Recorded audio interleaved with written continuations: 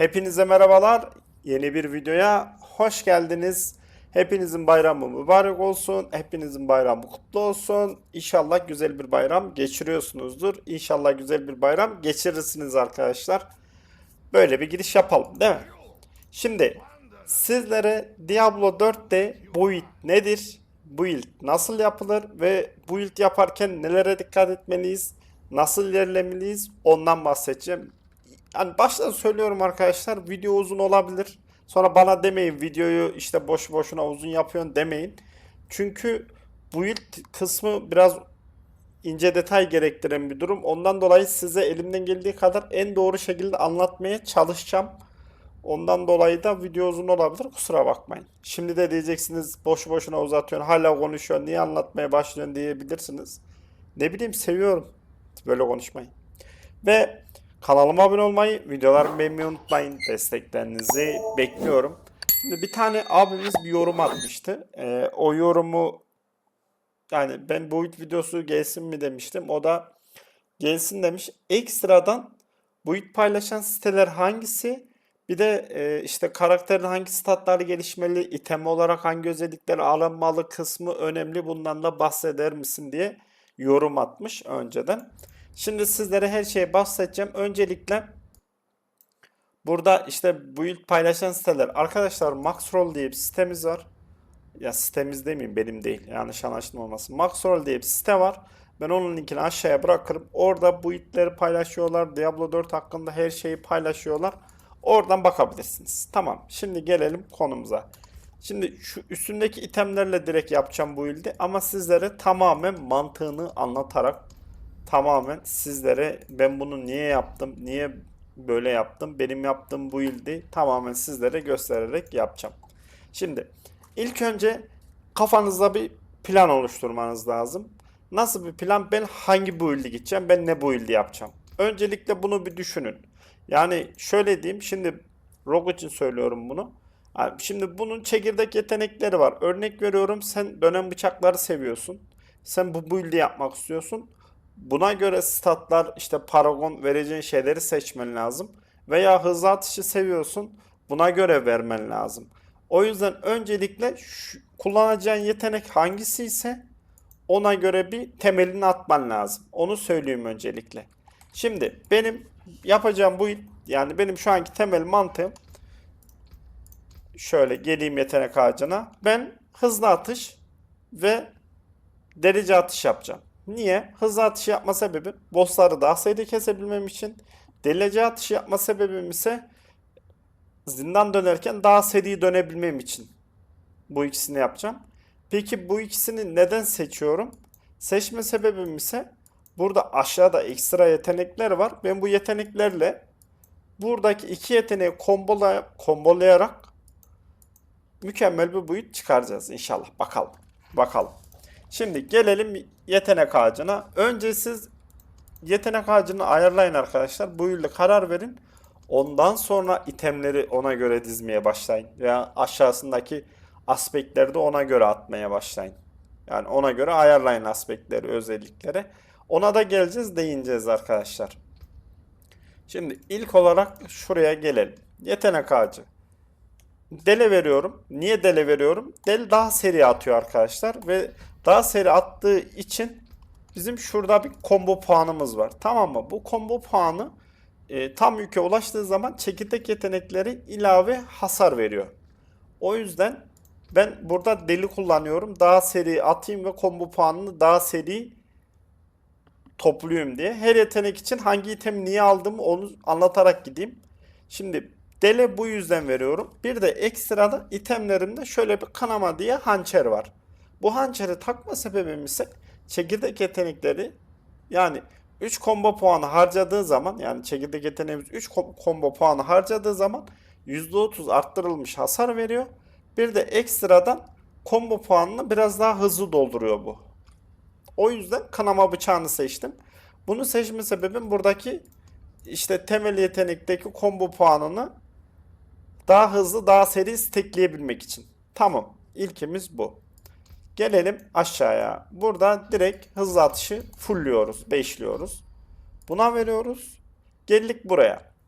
Burada diyor ki işte savunmasız düşmanlarda verdiğimiz zaman enerji kazanırız. Rogue'da bir enerji sorunu olmadığı için ben alttakini seçeceğim. Kaçındıktan sonra yani bu deş attıktan sonra diyeyim artık.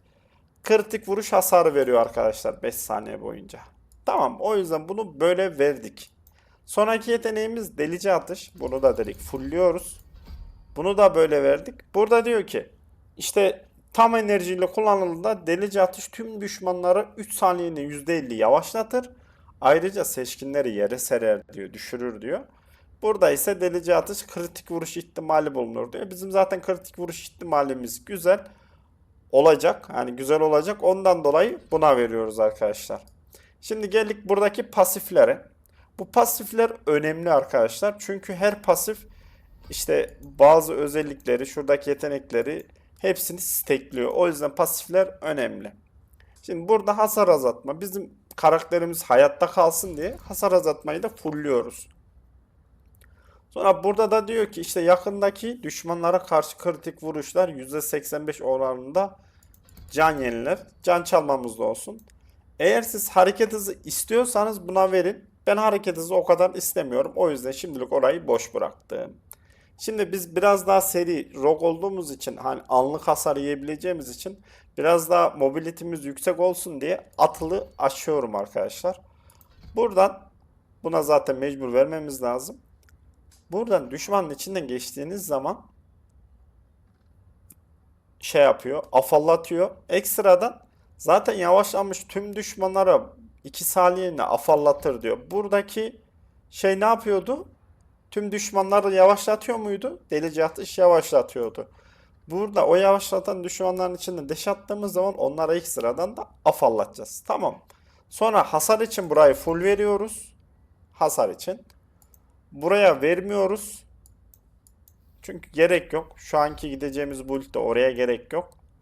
Ondan sonra yine gölge adımı veriyoruz arkadaşlar. Herhangi bir stun vesaire bir şey yediğimiz zaman gölge adımı atıyoruz ve durdurulmaz oluyoruz. Birisi yani mobun biri bize stun attığı zaman siz bu yeteneği basarsanız stun'dan çıkıyorsunuz ve hareket hızı kazanıyorsunuz. O yüzden bu yeteneği açıyoruz arkadaşlar. Bir de şunu açıyoruz. Bunun açma sebebim diyor ki bir düşmana hasar vermek o düşmana karşı kritik vuruş ihtimalini 8 saniye arttırır diyor. Kritik vuruşu buradan alacağız. Boss için bu. Tamam mı? Aşağıya indik. Bir daha tamam mı demeyeceğim bu arada. Özür diliyorum. Buradan işte sağlıklı yaralı düşman, savunmasız düşmanlara hasar. Burayı da hasar için aldık. Geldik aşağıya. Şimdi gölge aşılama yeteneği. Gölge aşılama yeteneğini direkt verin. Hani ben build'im için vereceğim. Çünkü gölge aşılama yeteneği bir düşmana vurduğumuz zaman patlama yaratıyor. Patlama yarattığı zaman yandaki düşmanlar da patlama alıyor. Tamam mı? O yüzden yine tamam mı dedim. Neyse. O yüzden gölge aşılama veriyorum. Gölge aşılama verme sebebim bu. Sonra buradaki verme sebebim birisi de soğuk beceri vereceğim. Niye soğuk beceri vereceğim? Hemen buna 3 tane veriyorum. Diyor ki soğutma uygulanmış düşmanlara %15 arttırılmış hasar. Donmuş düşmanlara %30 hasar. Niye buna verdim? Hemen açıklayayım. Burada bir eldivenimiz var. Buz yakması eldiveni. Diyor ki burada en fazla %23 ihtimalle düşmanları 2 saniye boyunca dondurur diyor. Bir de ekstradan şöyle bir ayakkabımız var. Burada ayakkabıda diyor ki aspektinden bahsediyorum. Kitle kontrol etkisindeki bir düşmana vuruş yaptığında bu kitle kontrol etkisi %48 ihtimalle başka bir düşmana yayılır diyor. Yani biz burada %23 ihtimalle düşmanı dondurduğumuz zaman %50 ihtimalle de yanındaki mobu da dondurabiliriz. Buradaki olayı anladık. Bu iki item ve buradaki verdiğimiz soğuk becerinin o birbirini stekliyor. Olayı anladınız. Tamam. Şimdi aşağıya inelim. Burada ise tamamen şuraya vereceğim. Burada diyor ki bunu bir tane veriyoruz ama yukarıya açmak için. Burada diyor ki verdiğin fiziksel olmayan hasar. Bu gölge atışı neydi? Fiziksel olmayan hasar. Bunu fullliyoruz. Bunu da fullliyoruz. Harcadığın her 100 enerji sana 5 saniyeliğine %15 arttırılmış şanslı vuruş. Buradaki verdiğimiz fiziksel olmayan hasarda şanslı vuruşunuzu arttırıyor %15 ihtimalle. Neden şanslı vuruşa veriyorum? Burada eldivende diyor ki en fazla %23 ihtimalle düşmanları 2 saniye dondurur diyor. Yanında ne yazıyor? Şanslı vuruş yazıyor. O yüzden buradaki şanslı vuruş oranını en yüksekte tuttum. Geldik buraya. Şimdi burada hemen bir tık hareket ederken enerji yenilemesi kazanırız diyor. Enerji yenilemesi de kazanalım. Ekstradan bir de buraya verdim. Buraya verme sebebim hem saldırı hızı kazanmak hem de hareket hızı kazanmak. Saldırı hızı önemli mi? Önemli. Burayı da bu şekilde veriyoruz. Ve ekstradan bizim buradaki yeteneklerimiz ne? Çekirdek yeteneği. Buraya geldiğiniz zaman burada ne yazıyor? Çekirdek nişancı aşılanabilir yazıyor. Burada ne yazıyor? Nişancı yeteneği yazıyor. Biz o yüzden burada aşağıda nişancı yeteneğine vereceğiz arkadaşlar. Buradaki yetenek ağacının mantığını da size kısaca anlatayım. Burada temel yetenekler olur. Zaten ortada yazıyor. Burada çekirdek yetenekler olur. İşte burada çeviklik. Ortada zaten ne yeteneği olduğu yazıyor. Ekstradan bir de yeteneğinizin üstüne geldiği zaman nasıl bir yetenek olduğu yazıyor. Burada nişancı yazıyor. Burada da cani yeteneği yazıyor mesela. Anladınız mı? Burada da tuzak yeteneği ve çeviklik yeteneği yazıyor. Yani bu yetenek tuzak yeteneği. Buradaki yetenekler zaten işte el bombası, hile yetenekleri. Bu da tuzak yeteneği mesela. Burada zaten sizlere açıklıyor. Bu da aşılama yetenekleri bunlarda. Bunlar da ulti zaten. Burada da açıklamasını veriyor sizlere. 3 tane puanımız kaldı. 3 puanı ne yapacağız? Şimdi şöyle bir bakalım. Ben şu anda ne yapmak istiyorum? Hasar konusunda mı gitmeliyim? Yoksa biraz daha işte savunmaya mı gitmeliyim? Ben istersen buradan bir hareket hızı alırım. Buradaki hareket hızını alırsam burada en aşağıda ne vardı? Hareket ederken %5 arttırılmış enerji kazanırsın. Hareket hızım da yüksek olduğu için sürekli bir enerji yenilemesi kazanacağız. O yüzden ben burada hareket hızına verdim. İşte enerji sıkıntısı yaşamayayım diye. O enerji de şu arkadaşlar. Yani mananız. Büyücüde de mana diye geçiyor. Şimdi yetenek ağacımız tamam mı? Tamam. Yetenek ağacını ne yaptık? Ana yeteneklerimiz bunlar. Delici atış ve hızlı atış. Ben ekstradan da pasifler vererek ne bileyim moblardan kaçmak için bunlara vererek sonra gölge aşılamayı da aktif ettim. Bakın burada full yeteneğiz bu arada. Gölge aşılamayı da aktif ettim. Gölge aşılama aktif etme sebebini de zaten sizlere söyledim. Tüm moblara hasar vermek ve patlatmak için. Buradaki buz yeteneğimizin açık olma sebebini de anlattım. Burayı da anlattım. Buradaki pasifi verme sebebini de anlattım sizlere. Tamam. Şimdi yetenek ağacımız tamam. Geldik Paragon'a. Paragon build için en önemli yer. O yüzden Paragon çok iyi olması lazım. Çok dikkatli, özenli olması lazım. O yüzden Paragon'u yaparken çok dikkatli yapmanız lazım. Bir çay içeyim. Oo. 13 dakika olmuş. Yani şöyle anlatmadığım bir şey var mı diye düşünüyorum. Yetenek ağacında yok.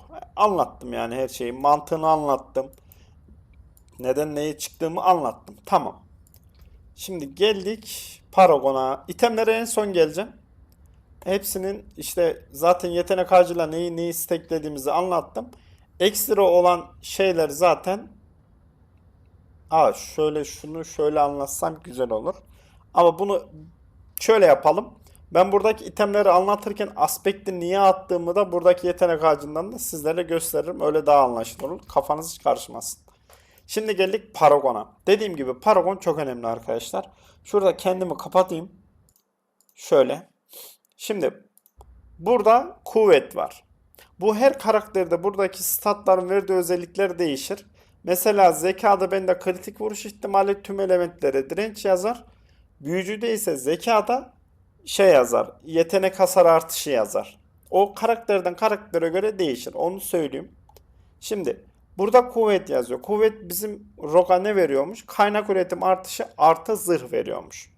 Zeka ne veriyormuş? Kritik vuruş ihtimali artışı ekstradan tüm elementlere direnç veriyormuş. İrade aşırı güç hasarı, alınan iyileştirmeleri artı 25 arttırıyormuş. Maharet ise yetenek hasar artışı ve sıyrılma ihtimali diyor. Yani bizim çoğunluk olarak ne gitmemiz lazım? Maharet gitmemiz lazım hasar çıkarabilmek için Rogue'da. Şimdi geldik. Bu paragonu nasıl vermeliyiz? Nasıl ilerlemeyiz? Şimdi bazı arkadaşlar şey yapıyor. Bak burayı böyle full veriyor. Tamam mı? Daha full vermeyeyim. Buraları falan full veriyor. Full dolduruyor. Hatta doldurayım da en azından sizin için de tam anlaşılır olsun. Şöyle vereyim. Böyle full veriyor. Buraya da örnek veriyorum. Bir tane glif atıyor. Tamam mı? Sonra yeni başlayan arkadaşlar için söylüyorum bunu. Benim örnek veriyorum 50 tane mevcut puanım var ama ben burayı full doldurdum, ne yapacağım? Arkadaşlar burada panoik kapısı var. Bu panoik kapısına tıkladığınız zaman sizde burada bir pano seçimi açılır. Bu pano seçiminden böyle işte sağ taraftaki oka tıklarsanız burada farklı farklı paragon ağaçları var. Ve bu paragon ağaçları ekstradan sizlere şöyle sayfa açar. Burada panoyu ekle derseniz direkt bu şekilde ekler veya panoyu döndür derseniz de bu şekilde döndürür. O yüzden siz burayı böyle direkt doldurmayın yeni başlayan arkadaşlar. Bu gerçekten karakteriniz konusunda en büyük hatalardan biri olur. Şöyle burayı geri alayım arkadaşlar. Tamam. Şimdi ben burayı verdim. Maksimum canının bir tanesini vermedim. Çünkü gideceğim yere duruma göre de buraya veririz. Buraya verdim. Verme sebebim hem hasar almak için hem de can almak için. Şimdi bir de buradan biz direnç alalım. Element direnci önemli. Bir de ekstradan buradan can aldık. Buradan hem direnç hem can aldık. Buradan da hem hasar hem can aldık. Geldik buraya. Buraya ne oyması atacağız? Ne yapmalıyız? Şimdi bizim yetenek ağacındaki yetenekler neydi? Dur burayı kapatmadan açabiliyor muyum? Açabiliyorum. Tamam. Bizim burada neydi? Nişancı yetenekleri. Bizim ana yeteneklerimiz değil mi? Şimdi ben burada o zaman nişancı yetenekleriyle alakalı glif aramam lazım. İlk glifimin birisi o olabilir. Burada anahtar kelime araması diye bir şey var. Buradan örnek veriyorum. Nişancıya bastığınız zaman sizde burada nişancı mühürleri gözükür. Mesela burada diyor ki işte nişancı yetenekleri artı 5 arttırılmış hasar verir. Menzilli silah kullanıyorken hasar azaltma kazanırsınız diyor. Yani hem hasarımız artacak hem de hasar azaltma kazanacağız. Bunu atalım buraya. Şimdi gelelim en önemli kısma. Burada ne istiyor? Bizden 40 maharet istiyor. Alttaki ek bonus aktif olması için. Kendimi de açayım bir dakika. Alttaki ek bonus açık olması için bizden 40 maharet istiyor. Bu 40 mahareti burada zaten ne yazıyor? Maharet yazıyor, zeka yazıyor, işte burada kuvvet yazıyor. Biz buradan 40 tane mahareti alacağız. Şöyle bir. En mantıklı olanları verin arkadaşlar. Asla paragona fazla glif harcamamaya çalışın. Tamam mı? Şimdi gelelim yukarıya. Bizim bu ana şeyler, ana düğümler yani nadir düğümler bize ekstradan 10 maharet veriyor. Gördünüz. Şöyle buradan ben direkt yukarı çıkacağım. Çıkma sebebim ben buradan çıkmak istediğim için. Bu size kalmış. İsterseniz buradan çıkın. Zaten sonuç olarak aynı yere çıkıyoruz. Kaç maharet oldu? 35'e 40. Ben bir de buradan ekstradan bir zırh bir de 10 maharet almak istiyorum. Bunu da verdiğiniz zaman buradaki gereksinimi tamamladık. %45 nişancı hasarımız bir de ekstradan azaltılmış hasar kazandık. Burayı bu şekilde yeter. Hani gereksinimleri karşıladık. Hasarımız var. Şimdi yeni sayfa açacağız. Yeni sayfa özür diliyorum. Yeni sayfa açarken neye dikkat etmemiz gerekiyor? Bizim build'imiz ne? Bizim build'imiz donma build'i, değil mi? Şuradaki eldiven sayesinde düşmanları donduracağız. Şanslı vuruşumuza verdik. Düşmana vurdukça düşman donacak arkadaşlar. Kitle kontrol olacak. Savunmasız hale gelecek. Tamam mı? Yaptığımız yetenek ağacındaki build bu build.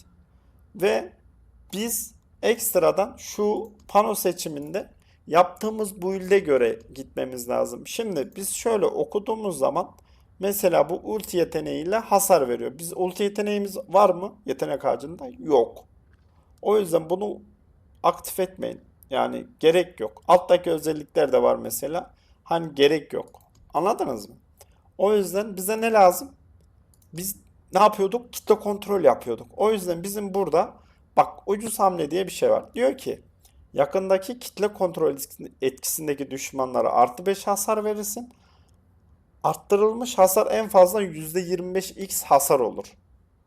Burada ekstradan kitle kontrol etkisindeki düşmanlara hasar. Ön izleme yapalım. Şöyle bir bakalım.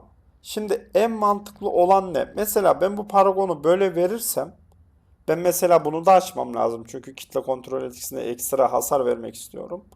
Ben bunu böyle yaparsam, panoyu ekle dersem fazladan şey harcamış olacağım. Paragon puanı harcarım. Çünkü buraya geldim, burayı verdim. Bir de buradan çıktım, buraya verdim. Ondan sonra nereye gideceğim? Buradaki özellikler de önemli. Neyi seçmem lazım? Bunlar önemli. O yüzden burada en mantıklı olan neyse onu seçin. Bak ben mesela ne istiyorum? Tamamen hasar istiyorum değil mi? Burada ne var? Sağlıklı düşmanlara %50 hasar. Bizim delici atışı ne yapıyor? Canı fullken bir attığımız zaman full sağlıklı olduğu için ekstra da onlara ben fazla hasar vermek istiyorum. O yüzden panomuzu böyle ekliyoruz ve buradan yukarı çıkıyoruz. Şimdi bize zeka ne veriyordu? Kritik vuruş ihtimali tüm elementlere direnç. Maharet ne veriyordu? Hasar veriyordu. Ekstradan bir de kuvvet ne veriyordu? Zırh veriyordu. Biz o yüzden burada ne gitmek istiyorsanız ona göre Paragon'da gidin. Ben ne gideceğim? Full maharet gideceğim. Hasarım yüksek olsun. Bir de ekstradan işte kuvvet gidebilirim. Zırhım bir tık yüksek olsun. Ama genel olarak maharet gideceğim. O yüzden geldim burayı bu şekilde açtım. Buna vermiyorum. Niye? Zırhım iyi. Hani zırha da gitmeyeceğim. Verebiliriz. Hani zırhımız olsun. Tamam verelim. Zırhımız olsun. Şimdi biz buradan yukarı çıkacağız. En yakın yol neresiyse oradan yukarı çıkın. Ama genel olarak ana seçtiğiniz bir şey neyse ona göre gidin. Şimdi gelelim Glyph'e. Biz Glyph'te ne dedik? Dondurulmuş düşmanlara hasar vereceğiz. Bize kitle kontrol lazım. Burada bir Glyph var. Kontrol diye. Diyor ki kitle kontrol etkisindeki hedeflere arttırılmış hasar verirsin diyor. Ve yavaşlatılmış hızlı atışla yani şunla biz yavaşlatıyoruz. Hani burada görüyordunuz. Hani okuduk beraber. 3 saniyede %50 yavaşlar diyor düşman. Ve yavaşlatılmış düşmanlara, yavaşlatılmış veya soğutulmuş düşmanlara %10 hasar veya bunun yerine sersemlemiş veya donmuş düşmanlara %20 hasar verirsin diyor. O yüzden bu glif bizim için bir biçilmiş kaftan. Bunu atıyoruz buraya. Şimdi geldik bu ne istiyor? Bizden 25 zeka istiyor. Biz burayı full çıktık. Şurada bir zekamız var en yakınında. Buna vereceğiz. Burada diyor ki yavaşlatmış düşmanlardan hasar azaltma. Bunu da açın. Hatta bunu şöyle açın. Bunu böyle açma sebebim yavaşlatılmış düşmanlardan hasar azaltma kazanıyoruz ve karakterimiz biraz daha hayatta olsun diye. Sonra buradaki zekalara da verdik. Sonra burada diyor ki kitle kontrol etkisindeki düşmanlara %30 hasar. Buna direkt veriyoruz. Niye? Biz zaten full kitle kontrol uyguluyoruz. Bir de buraları full verin. Burada da ekstradan kitle kontrol düşmanlara hasar vereceğiz. Şimdi buradan yukarı çıkıp gideceğiz. Şunu vermeyelim. Hani şunu da vermeyelim. Çünkü buradan gidebildiğimiz için buna vermemize gerek yok. Şuna da vermemize. Bu zekalara vereceğiz. Çünkü zeka istiyor bu. Gitti beyin durdu. Pardon özür dilerim. Şimdi buradan bir zekayı da aldık. Olabildiğince buradaki hasarı yükselttik. Şimdi buradan nereye gideceğiz? Bizim bu yeteneği açmamız mı lazım? Açmamız lazım. Ve burada diyor ki seçkinlerden hasar azaltma. Burada diyor ki kitle kontrol düşmanlarda hasar. Şimdi buradaki tercih sizin. Daha fazla hasar mı vermek istersiniz? Yoksa biraz daha savunma olsun. Seçkin düşmanlar üstünüze geldiği zaman işte daha az ölüyüm. Yani ölüyüm değil de daha az hasar yiyeyim mi olsun. Bu size kalmış. Ben ekstra hasar mı gitsem, savunma mı gitsem şu an bilemedim ya. Hasar gideceğim ya. Direnci alır, alam. alır mıyız? Alırız aslında da. Neyse savunma gideyim. Vazgeçtim şu anda. Savunma gidiyorum. Burayı full veriyorsunuz. Buradan da direkt zırh ve savunmalarımızı alıyoruz. Sonra bak zeka mı maharet mi? Kuvvet bize ne veriyor? Zırh. Zeka bize ne veriyor? Kritik direnç. Biz buradan kuvvet gideceğiz. Niye? Element dirençlerini zaten aşağıda birazını aldık. Full element direnci gitmemize gerek yok. Niye? Çünkü burada itemlerimizde element direnci full kasabiliyoruz. Ondan dolayı element direncine gitmemize gerek yok. O element direnci her türlü hallolur. Maharet, kuvvet, irade ve yeni pano. İkinci panomuz bu şekilde. Geldik üçüncü panomuza. Şimdi bize ekstradan ne gidiyorduk biz? Donmuş düşmanlar, savunması düşmanlar. Ekstradan ne kullanıyorduk? Nişancı yeteneği. Şimdi burada işin püf noktası diye bir şey var. Diyor ki nişancı yetenekleri sonraki canlı yeteneklerine %25 hasar verir. Canlı yetenekleri sonraki nişancı yeteneklerine %25 hasar verir. Yani burada diyor ki nişancı yeteneği kullandıktan sonra canlı yeteneği kullanırsan o %25 hasar verir. Canlı yeteneği kullandıktan sonra nişancı yeteneği kullanırsan %25 hasar verir. Şimdi bizim yetenek ağacımızda canlı yeteneği var mı? Hemen bakalım. Bir, iki tane canlı yeteneğimiz var. Şunlar zaten full nişancı yeteneklerimiz. Yani o pasifi açabilir miyiz? Açabiliriz.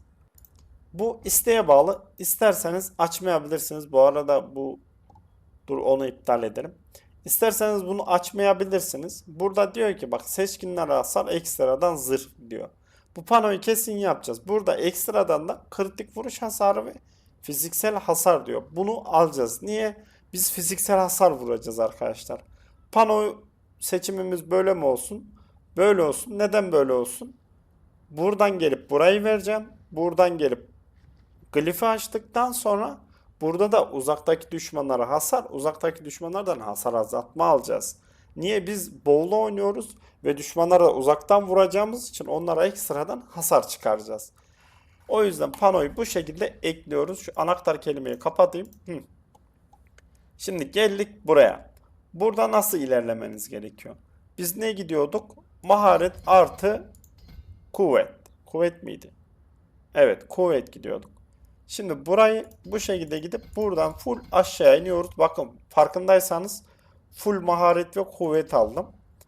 Sonra burayı bu şekilde veriyoruz. Burayı full veriyorum. Çünkü hasar olsun. Hasar istiyorum ben. Sonra burayı bu şekilde verdikten sonra geldik buraya. Burada ne glif kullanacağız? Şimdi ben genelde kullandığım glif seçenekleri dur hemen bir bakayım.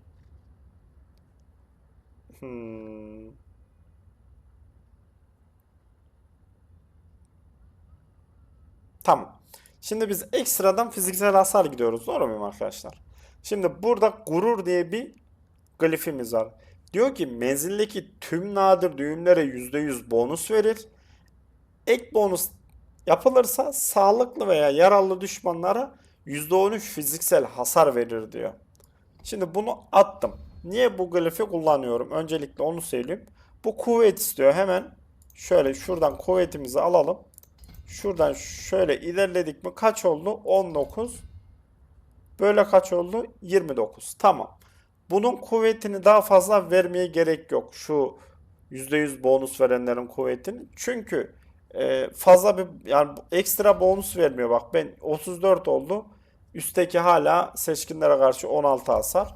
Aldım hala 16 hasar. Bunun sabit bir oranı var. Bunun alttaki gereksinimini sağladıktan sonra bu şekilde kalsın. Eğer bu glifi kullanırsanız veya bonus veren düğümleri kullanırsanız bu şekilde kalsın. Şimdi ben niye bu glifi kullandım? Bir, altta fiziksel hasar verir diyor. İlk sebebi bu. İkincisi ise ben seçkinlere daha fazla hasar vermek istiyorum.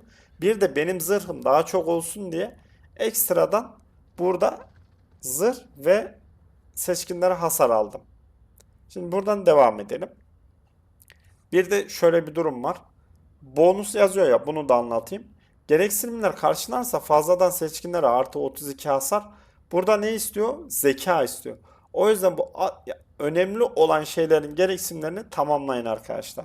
Burada ne istiyor? İşte 345 zeka vermişiz buraya kadar gelinceye kadar. 360 zeka istiyor. Biz buradan yine aynı şekilde ilerleyelim. Buradan yine uzak düşmanlara hasar diyelim. Kaç zeka olmuş? 350 zeka olmuş. Bundan sonraki süreçte bir tık zekadan gideceğiz. Niye? Buradaki gereksinimini açmak istiyorum ben. Çünkü %32 hasar güzel bir oran. Güzel bir oran. Yani biz kaç tane daha zeka vermemiz lazım? 355, 360. 2 tane daha yolda giderken zeka verirsek buradaki gereksinim açılıyor. Gelelim kaçıncı sayfa bu? Dördüncü sayfamıza. Biz ne yapıyorduk? Savunmasız bırakıyorduk. Burada hemen savunmasız düşmanlara her hasar verdiğinde düşman senden 6 saniye arttırılmış hasar alır. Arttırılmış hasar en fazla %15 olur. Şimdi şunu açıklayayım. Ben niye buna vermedim? Vermeme sebebim ben hem cani yeteneği kullanıp sonra nişancı yeteneği kullanacağım. Sonra tekrar cani yeteneği kullanıp sonra tekrar nişancı yeteneği kullanacağım diye kendimi şart koşmak istemiyorum. Çünkü onu takip etmek o aksiyonda, aksiyon demeyeyim de o arbede de takip etmesi zor. O yüzden bunu aktif etmedim. Hani aktif etmek isteyen olursa aktif eder. Şimdi gelelim savunmasız düşmanlara. Biz düşmanları savunmasız bırakıyoruz. O yüzden savunmasız düşmanlar glifini Paragon'un sayfasını açtım. Şimdi geldik buraya. Burayı nasıl verelim? Hemen bakalım Paragon sayfamıza. Şimdi buradan yukarı çıkabiliriz. Daha yakın olur Paragon sayfası. Ama ben buradaki şeyi de açmak istiyorum. O yüzden mantıklı olan ne? Mantıklı olan bu. Çünkü burada da ekstradan seçkinlere hasar var arkadaşlar. Bunu da alalım. Gereksinimler tamamlarsa fazladan seçkinlere ekstradan %16 hasar. Seçkin demek ne demek? Elitler artı bosslar. Bunu da söylemiş olayım. Panoyu o yüzden bu şekilde seçtim. Buradan önce aşağıya gideceğim. Hop, bir zeka buradan aldık mı? Aldık. Buradan devam ediyoruz. Bir zeka da buradan aldık. Bakalım buradaki gereksinimler tamamlanmış. Ekstradan burada seçkinlere karşı artı 64 hasar. Buradan devam ediyoruz. Yukarı çıktık. Maharet, kuvvet, maharet. Hop, bunu aldık. Buradan yukarıya. Kuvvet, maharet, zeka, maharet. Glifimizi açıyoruz. Şimdi burada ne glifi seçeceğiz? Burada da ekstradan ben daha fazla hasar vermek istiyorum. O yüzden ben burada kritik vuruş hasarını alacağım arkadaşlar. Hani bu tamamen sizin tercihiniz, onu söyleyeyim. Altta diyor ki 25 zeka istiyor. Buradan şu 10 savunması hasarı bir alalım. Tamam mı? Zeka istediği için buradaki 7'şer tane düğüm zekasını da aldık mı? Hop, bakıyoruz. %95 kritik vuruş hasar. Buradaki zekayı da alıyorum. Bunları alma sebebim kritik vuruş hasarı önemli arkadaşlar. Buradan böyle gidiyorum. Buradaki zekayı aldım. Buradaki zekayı da aldım. %194 kritik vuruş hasarı elde ettik. Şimdi buradan yukarı gidiyoruz. Şöyle kaçıncı sayfamız oldu? Dördüncü sayfamız da bitti arkadaşlar. Şimdi burada tamam, yeni bir sayfa açalım. Buradaki sayfamız ise ne olsun? Şöyle kontrol edelim. İnelim aşağıya. Burada diyor ki bak ekstra alttaki pasiflere de bakın. Niye bakın? Çünkü onlar da önemli. Burada diyor ki 15 kritik vuruş hasar, ekstradan sağlıklı düşmanlara hasar. Bunu bir bakalım nasılmış. Burada ekstradan 10 hasar var. Bir de ekstradan maksimum can var. Güzel. Burada da sağlıklı düşmanlar artı kritik vuruş hasarı. Bu paragonu böyle çıkar mıyız? Çıkarız. Buradaki şeyi açmaya gerek yok. Çünkü biz ulti yeteneği kullanmıyoruz. Gerek yok. O yüzden burayı böyle yaptık. Çıktık. Şimdi soldan gidelim. Maharet, kuvvet. Hop, burayı aldık. Şimdi burada ne glifi koyacağız? Şimdi burada diyor ki savunması düşmanlara ekstradan hasar var. Bunu alalım. Şöyle koyalım. Niye? Biz çünkü savunmasız gidiyoruz. Ondan dolayı savunması düşmanlara karşı glifi koydum. Bir çay içeyim. Şimdi bu ne istiyor? Bizden 25 kuvvet istiyor. Hemen şuradan kuvveti, hatta buradan yapmayın. Şuradan yapın. Ekstradan bir puan da cebinizde kalır. Buradan hem can aldık hem ekstradan kuvvet aldık. Şimdi kuvvetimiz hala eksik. Böyle aşağıdan gidelim. Buradan bir kuvvet aldık. Ne oldu? 29'a 25. Alttaki gereksinimi de tamamladık. Burada ekstradan savunma hasarı yükseltmek istiyor muyum? Hayır, şu anlık dursun. Şu anlık yükseltmeyeceğiz. Böyle devam edelim. Şuradan direkt yukarı çıkalım. Buradan hem kritik vuruş hasarı alacağız hem de sağlıklı düşmanlara hasar alacağız. Bunun ekstradan hasarımızı yükseltmek için. Buradan devam ediyoruz. Şimdi etmiyoruz çünkü bizim paragon puanımız bitti. 10 tane puanımız kaldı. Şimdi bu süreçte ne yapacağız? Yükseltmek istediğiniz glifin hasarını yükseltebilirsiniz. İsterseniz burada mavi olan gliflerde direkt savunmasız hasarlar var mesela. Bunu aktif edebilirsiniz. Veya buradan can alabilirsiniz. Veya buradan direnç alabilirsiniz. Hani böyle eksik kalan neresi varsa oraya göre bakabilirsiniz arkadaşlar.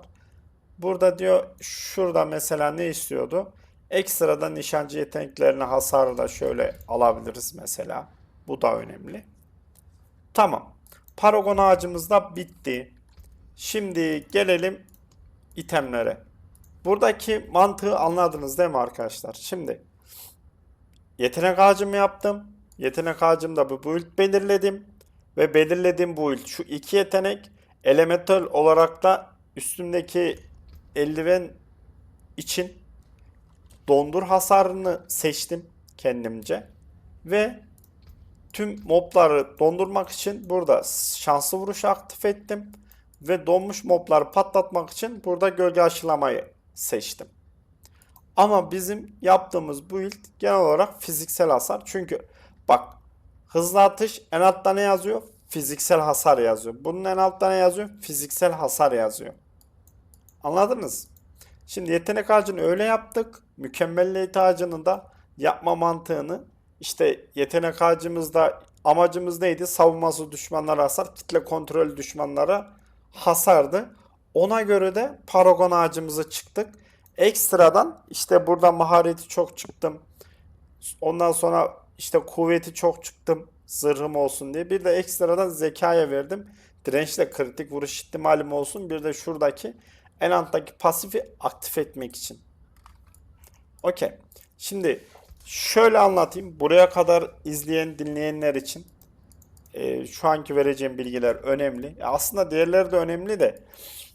Şimdi arkadaşlar burada dur ne diyeceğim şeyi unuttum. Burada illaki sizin yaptığınız build'e göre bir şey seçmenize gerek yok. Efsanevi düğüm seçmenize gerek yok. Niye? Sizin bu alttaki özellikler de önemli. Ben mesela şurada efsanevi düğümü açmadım ama buna verme sebebim benim buradaki kritik vuruş hasarı sağlıklı düşmanları almak için, bir de ekstradan hasar almak için ve can almak için bu paragonu seçtim. O yüzden illa işte efsanevi düğümü seçmenize gerek yok. Siz yaptığınız bu build'e göre en mantıklı olan neyse onu seçin. Tamam mı? Şimdi geldik yetenek ağacımızı tamamladık. İtemlere geldik. Şimdi bundan sonraki süreçte benim paragon ve yetenek ağacındaki yaptığım bu build'i daha iyi anlayacaksınız. Şimdi bak, zırhımız 18k olmuş. Canımız 16k. Saldırı gücümüz 15k. Direncimiz... Lan bunlar niye 69 kalmış? Tüh, 69.69 dur. Bak mesela bak. Bu 69.69 kalmış. Siz dirençleri full 70 yapmanız lazım bu arada. Hayatta kalabilmeniz için değil de. Yani 70 olsa en güzeli, en verimlisi odur. Şimdi onlar 69 kalmış ya. Şimdi ben buradan ekstradan bir direnç veren bir şey bulmam lazım. Onu hiç vermemiş. Onlar niye 69.9 kalmış? Çok saçma. Aa, tüm buradan almışız. Burayı full vermişiz. İlginç. Neyse 69.9 olsun yani. Ama siz 70 yapın. O çok saçmaydı bu arada. Neyse. Bak buradan seçkinlere hasar almamışız mesela. Ondan dolayı şu savunmasız verdiydim ya. Bunu alıp seçkinlere verin. Bu değil. Neden onu? Ha şu muydu? Bu da değil. Aa daha yeni gördüm. Bismillahirrahmanirrahim. Ha şu. Tamam. Ya da şöyle yaparız. Bize zeka ne veriyordu? Direnç mi veriyordu arkadaşlar? Ekstradan bir zeka daha alabiliriz mesela. Hemen bir zeka daha alalım. Neyi çıkaralım mesela? O fark etmez aslında neyi çıkaracağımız. Can çıkarmayalım da. Hasardan çıkıp mesela bir tane zekaya vereceğim. 7 zeka verin. Şu. Buna verdim. 70 olması lazım şu anda. Dur özür dilerim. Aynen 70. Şu an full 70'e 70 yaptık. Tamam. Şimdi dediğim gibi şimdi bu itemleri anlattığım zaman olayı daha iyi kavrayacaksınız. Neden o aspekti attığımı, neden işte hangi aspekti kullandığımı daha iyi anlayacaksınız.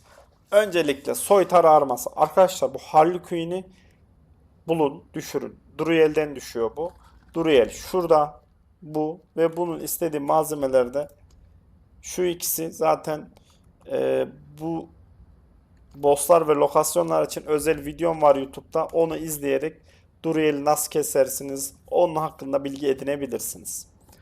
Geldik zırha. Zırhta seçmeniz gereken efsunlar toplam zırh, hasar azaltma, uzaktaki düşmanlardan hasar azaltma, bir de yakın düşmanlardan hasar azaltma seçmeniz lazım. Ben bunu rollemişim, denk bulamamışım. O yüzden böyle kalmış. Ama bunu dediğim gibi yapın. Ve bu şekilde yaparsanız hayatta kalırsınız. Bunda kullandığım aspekt ise kaçının yeteneğin bekleme süresi %100 artar ama bu sana ekstradan 5929 zırh verir diyor. Şimdi kaçın ne? Kaçın şu. Yazıyor zaten kaçın diye. Bunun süresi uzuyor ama bana 6K zırh veriyor. Hangisi mantıklı? Bu mantıklı. Benim bunu aspekte atma amacım zırhın daha yüksek olsun diye. Bu arada biz buradayız diye zırh düşük. Şimdi hemen şuraya gireyim. Zırhım yükselecek. En azından sizlere de hasarı göstermiş olayım. Yani en azından endgame'de göstereceğiz. 42 dakika olmuş. Ama size hani build yapıyoruz arkadaşlar. Build yapmak kolay değil. Bakın. 18K zırhımız var. Güzel. Bu arada sıfırlanmadı. Artık eskiden şehirdeyken bu aktif olmuyordu. Aktif oluyormuş artık. Neyse yeni bir şey öğrenmiş olduk. Gelelim eldivene. Eldivenin amacını zaten size anlattım. Eldiveni takma sebebimi zaten biliyorsunuz. Tibalt. Tibalt diyor ki burada durdurulmazken ve sonraki 4 saniye boyunca %38 arttırılmış hasar verirsin diyor. Bizim yeteneklerimizde bizi durdurulmaz yapan ne? Gölge adım. Bununla bu pantolon okeyiz alttaki pasif için. Burada zaten hasar ve yakındaki düşmanlardan hasar azaltma. İşte burada diyor ki iksir kapasitesi +4. Bazı arkadaşlar şeyi soruyor. Abi senin nasıl 13 tane iksirin var? Böyle bazı itemlerde iksir kapasitesi diye bir özellik var. Bu iksir kapasitesi buraya yarıyor. O yüzden benim 13 tane iksir kapasitem. Burada da ekstradan yakındaki düşmanlardan hasar azaltma aldık ve hasar aldığımız için hasar azaltmamız biraz daha yükseldi. Daha az hasar yiyeceğiz. Geldik ayakkabıya. Ayakkabıda kesinlikle ama kesinlikle full direnç gidin. Full direnç gidin. Başka bir şey yapmayın. Burada hareket hızı seçtim ben. Ekstradan siz yaralıyken hasar azaltma özelliği var. Yaralıyken hasar azaltma derken canınız işte yarıdan aşağıya düştüğü zaman hasar azaltma kazanıyorsunuz. Yaralıyken hasar azaltmanın özelliği o. Yani amacı o. Bir de ekstradan buradan full direnç aldım. Ben buradaki dirençleri almışım. Bu kolyede mücevheratta farkındaysanız gölge direnci, ekstradan bir de zehir direnci kullanmışım. Bu ikisini kullanma sebebim buraları full 70'lemek için. Ben bu iki tane şeyi çıkarırsam işte zehir direncimle gölge direncim direkt işte %30 düşer, yani %40 olur dirençlerim. O yüzden burayı bu şekilde seçmişim. Seçtiğim paragona göre buradaki mücevheratları atın. Yani yuvasına. Ayakkabıyı da bu şekilde seçin. Buradaki aspekti seçme sebebimizi zaten biliyorsunuz. Geldik silaha. Çoğu kişi abi yay mı kullanayım, arbalet mi kullanayım? Yaptığınız build'e göre değişir. Yay buradaki ana özelliği uzaktaki düşmanlara hasar. Arbalette ise buradaki ana özelliği savunmasız düşmanlara hasar. Biz ne gidiyorduk? Savunmasız düşmanlara hasar gittiğimiz için arbalet oynuyoruz. Bir de arbalet oynama sebebimizden birisi ekstradan şurada arbalet var. Arbalet %30 arttırılmış kritik vuruş hasarı diyor. Farkındaysanız. O yüzden kritik vuruş hasarı içinde bunu arbaleti seçtik. Geldik hançere. Hançerde ise kritik vuruş hasarı seçin. Aynı şekilde. Burada da kullandığımız aspekt bir düşmana temel bir yetenek ile saldırmak 5 saniye içinde kullanabileceği bir sonraki çekirdek yeteneğin hasarını en fazla %30 arttırır diyor. Şimdi temel yeteneğimiz neydi? Şu. Üstünde yazıyor temel yeteneği. Biz bunu kullandığımız zaman diyor ki kullandığın zaman diyor çekirdek yeteneğin hasarı %30 artar diyor. Çekirdek yeteneğimiz neydi? Bunlar. Bunlar ne bizim? Çekirdek yeteneklerimiz. O yüzden bu çekirdek yeteneklerin hasarını daha fazla yükseltmek için ben bu aspekti atmışım. Tamam. Şimdi o yorum atan abi için söylüyorum. Diyor ki hangi özelliği seçmemiz lazım? Burada zaten zırh ve ayakkabıda hangi özellikleri seçmemiz gerektiğini söyledim. Farkındaysanız arbalette de savunmasız düşmanlara hasar, çekirdek yetenekleri hasarı, kritik vuruş hasarı, ekstradan maharet seçmişim. Bizim yaptığımız build'de full kullandığımız özellikler bu silahta var. Ekstradan kılıçta da var. Tüm istatiksler sizin buradaki tüm oranları yükseltiyor. Şuradaki oranları. Zekadır şeydir onları yükseltiyor. Ekstradan savunmasız hasar, çekirdek yetenekleri hasarı, bir de kitle kontrol etkisindeki düşmanlara hasar. Yaptığınız build'e göre itemlerinizin özelliklerini seçin, ayarlayın. Ona göre itemlerinizi ayırın, giyin. Geldik kınamaya. Bunu seçme sebebimi zaten anlattım sizlere. Çekirdek yetenekleri, combo puanını işte daha hızlı stacklenmesi için bunu anlattım. Burada taşları da anlatayım sizlere. Burada farkındaysanız savunmasız düşmanlara kritik vuruş hasarı taşını takmışım. Yani mücevherini takmışım. Biz ne yapıyorduk? Savunmasız bırakıyorduk. Onlara ekstradan bir de kritik vuruş hasarı takıyoruz. Zırhlarda ise full can takın. Silahlarda ise işte savunmasız düşmanlara hasar takın. Genelde hep bu kombinasyonu yapıyorlar. Siz de böyle yapın. Geldik mücevherata. Burada mücevheratta kritik vuruş hasarı, fiziksel hasar biz ne veriyorduk? Fiziksel hasar veriyorduk. Uzaktaki düşmanlara hasar, yayı kullandığımız için uzaktaki düşmanlara hasar. Bir de en önemlisi ne seçmişim? Şanslı vuruş. Şanslı vuruş bize niye lazım? Buradaki eldivenimiz için lazım bu şanslı vuruş. Şanslı vuruş en fazla %23 ihtimalle düşmanları dondurur. Bizim şanslı vuruşumuz ne kadar yüksek olursa düşmanları o kadar çok dondururuz. Yetenek ağacında da şanslı vuruşu seçme sebebimi de zaten sizlere anlattım. Aspekt olarak temel yetenekler %28 saldırı hızı kazanır. Bizim temel yeteneğimiz neydi? Buydu. Ben temel yeteneğe niye saldırı hızı verdim? Şuradaki combo puanını daha hızlı doldurabilmek için. Yıldızsız gökler yüzüğü bu über yüzük. Bunu da aynı şekilde Duriel'den düşürebilirsiniz. Burada kritik vuruş ihtimali, kritik vuruş hasarı, çekirdek yetenekleri hasarı bir de şanslı vuruş. Über yetenekler zaten full oran geliyor. Bir de birincil kaynağı kullanmak kaynak bedelini azaltır. Hasarı 3 saniyeliğine %10 arttırır. Bu artış en fazla %40 hasar arttırıyor. Bu yüzükte hasar için. Kolyeye.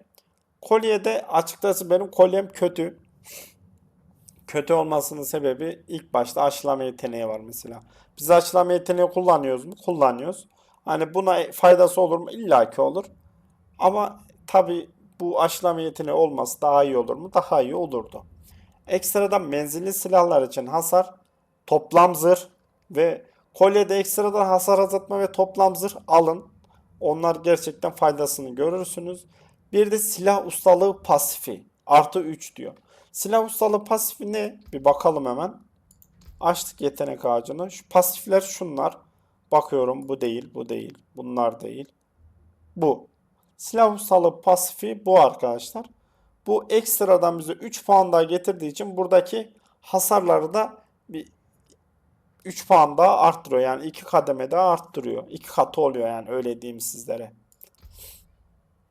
Yetenek ya itemleri de bu şekilde. Buradaki seçtiğim aksım ise delici atış bir düşmana hasar verdiğinde iki yöne dağılır. Bizim delici atış yeteneğimiz neydi? Bu. Bunu düşmana vurduğumuz zaman iki yöne doğru ok yayılıyor, ikiye bölünüyor. Ekstradan da temel hasarının işte yüzde bilmem kaçını veriyormuş. Şimdi bizim bunu seçme sebebimiz bizim amacımız düşmanları dondurarak direkt patlatmak ve ne kadar çok düşmana vurursa o kadar çok patlar. Bu ilk bu şekilde arkadaşlar. Hani 51 dakika olmuş video. Sıkıldınız mı, sıkılmadınız mı bilmiyorum. Ama sizlere elimden geldiği kadar her şeyi anlattım. Ve hani bu ilk bu şekilde yapılıyor. En azından ben bu mantıkta yapıyorum. Gayet de güzel oluyor. Şimdi hasara da bakalım isterseniz. Şurada şeyi çağırayım. Şu beşli çokluk oklaları.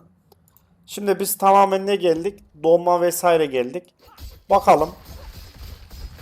Bak direkt donuyor. Gördünüz mü? Ve direkt yayılıyor düşmanlara. Gördünüz değil mi? Direkt yayılıyor. 5'i de dondu direkt. Bizim amacımız bu. Ve bunu da yaptık arkadaşlar.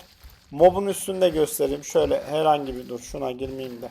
Herhangi bir buna da girmeyeyim. Ne kadar saçma zindanlar varmış. Dur şuna bakayım. Buna gireyim. Herhangi bir zindana girdim bu arada. Şey yapmayın. Niye saçma sapan bir zindana girdim demeyin. Herhangi bir zindana girdim. Size en azından tam kombosunu göstermiş olayım. Yani size her şeyi anlattım. Yetenek ağacı konusunda şunu da anlatayım. Arkadaşlar yetenek ağacı önemli olduğunu zaten söyledim. Burada zaten tüm her şeyleri var. Buradaki yazan şeylere göre itemlerinizi, build'lerinizi gidin. Anlatmadığım bir şey yok. Combo puanı buradaki amacımızı anlattık. Her şeyi anlattım sizlere. Atladığım bir şey olabilir. Kusura bakmayın çünkü build gerçekten sıkıntı. Hani gerçekten önemli. Şimdi ben bunları düz vurarak da keserim. Direkt donuyorlar. Farkında mısınız? Şimdi ben bunları direkt toplayayım sizlere. Tam olarak kafamdaki şeyi yapmış mıyım, yapmamış mıyım görelim. Şöyle toplanın, toplanın, toplanın. Şöyle bakalım. 3 sistemi yaptım. Toplandılar mı? Tamam bak patlıyorlar direkt görüyor musunuz? Vurdum. Altta combo puanımı stackledim. Gölge atışımı açtım. Direkt patlıyorlar. Beni dondur. Sersemlet. Sersemlemiyorum ki. Neyse. Olay bu. Bu ilk bu. Hani bu mantıkta yaptım ve gayet işe yaradığını görüyoruz arkadaşlar. Topladınız, topladınız, topladınız. Komboyu stackleyip tek yetenek bastınız. Ve patlayarak hepsi ölüyor. Şu ayakkabı sayesinde hepsini donduruyorum ve direkt yok ediyoruz. Bu şekilde yapılır. Yani ben bu şekilde yapıyorum. Video 54 dakika olmuş. Buraya kadar izlediyseniz çok teşekkür ederim. Yani uzatmamaya çalışma gibi bir düşüncem olmadı. Çünkü ben her şeyi anlatmak için anlattım. Ondan dolayı teşekkür ederim. İyi ki varsınız. Tekrardan hepinizin bayramı mübarek olsun. Kanalıma abone olmayı, videolarımı beğenmeyi unutmayın. Elimden geldiği kadar en doğru şekilde, en iyi anlayabileceğiniz şekilde anlattım. O abinin sorularını da cevapladım diye düşünüyorum. Paragon'u anlattım, skill'leri anlattım. Neyin neye desteklediğini anlattım. Sitesini söyledim. Ekstradan hangi statlar vermemiz gerekir? İşte zeka, maharet. Onu söyledim. İtemlerde hangi özellik aramamız lazım? Onu da söyledim. Hepsini söyledim. Abimizin sorusunu da cevaplamış oldum. Dediğim gibi kanalıma abone olmayı, videolarımı beğenmeyi unutmayın. Desteklerinizi bekliyorum arkadaşlar. 55 dakikadır durmadan konuşuyorum. Abone olursanız sevinirim. Desteklerinizi bekliyorum. Kendinize çok çok çok iyi bakın. Hoşça kalın.